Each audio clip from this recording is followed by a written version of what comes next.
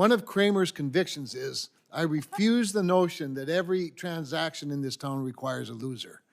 And I think you're demonstrating that we can have winners all around. And let's hope that we as a committee can successfully provide that for you. One of the things that the government does really well is screws up the alignment of incentives.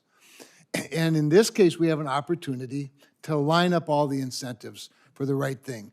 I have to say, Ms. Ross Hopper, first of all, thank you for emphasizing. I noticed a little extra emphasis on when you said, when you referred to non-subsidized energy, solar energy. And it's an important point, I think, because we're here not to talk about other policy. We're here to talk about the permitting process, whatever the energy source is, whoever paid for it.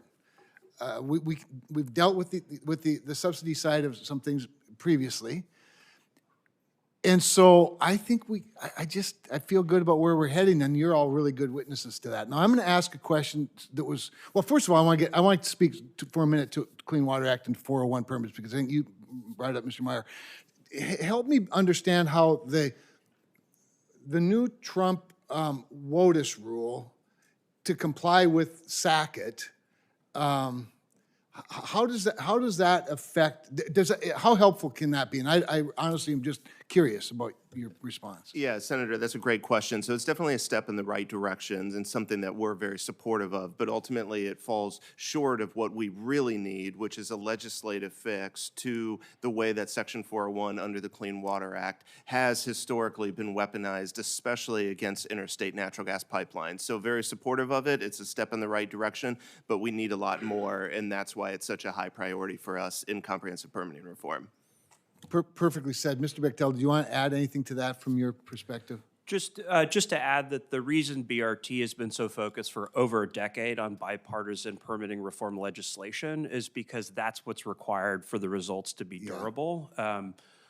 Executive actions are great, they're helpful, but of course they can be unwound by the next administration. I would say, however, it does seem that with each generation, every time the Supreme Court speaks, we get closer to something that's durable. But important points. Thank you. I want to talk now about something that hasn't been talked a lot about. It's been referenced, partly because it's not all in our jurisdiction. The importance of linear permitting is obvious for infrastructure, and certainly electric transmission lines are part of that. However, there's this other part of transmission lines that relates to, of course, back my days when I was with the state of North Dakota on the Public Service Commission, and cited by the way the original Keystone pipeline through North Dakota worked with a lot of your members, Mr. Booker, and the company. We started that process really early too. And by the way, it wasn't even the hearings they were fascinating and they were interesting and they were very full. What was more interesting was the earlier part of the process where we went to communities and they laid out all the maps and all the smart people worked around the room. And I'll never forget the mayor of Park River, North Dakota going, I'm not sure, but I do think if you moved this pipeline a few miles to the east or the west, you could avoid the aquifer that provides all the water for our community. Smart move. And they fixed it before we had the hearing. The best was my farmer friend who showed up and said, I've never built a pipeline before, but it seems to me going through this quarry where we get a lot of gravel is not the best idea. A few miles to this side and you could avoid that. Two great, brilliant ideas that came from two normal people. I loved it. So you're right, starting earlier, I think what Senator Whitehouse talked about in terms of interagency role of states, all important.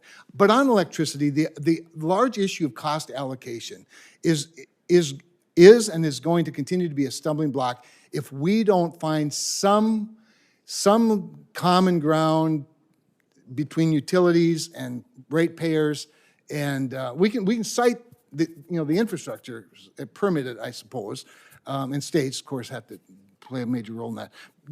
Anybody have a brilliant thought? Maybe start with you, Mr. Terry, given you obviously have a broad view of all of this. How we can get get there? Yeah, I think it's an excellent question. The cost allocation issue, I think there clearly needs to be some more flexibility provided to FERC while respecting state jurisdiction and state roles. I don't think that there is an easy answer. One of the things that we have recommended at NASIO to both our state members and the Department of Energy on this topic is to make sure we have economic analyses that show the benefit to the state's consumers, not just from a rate perspective, but the overall economic benefit. And we think that there is something in that process to help inform the decisions both the state regulators are making and federal regulators are making that go beyond rates to additional value that we see. Very good.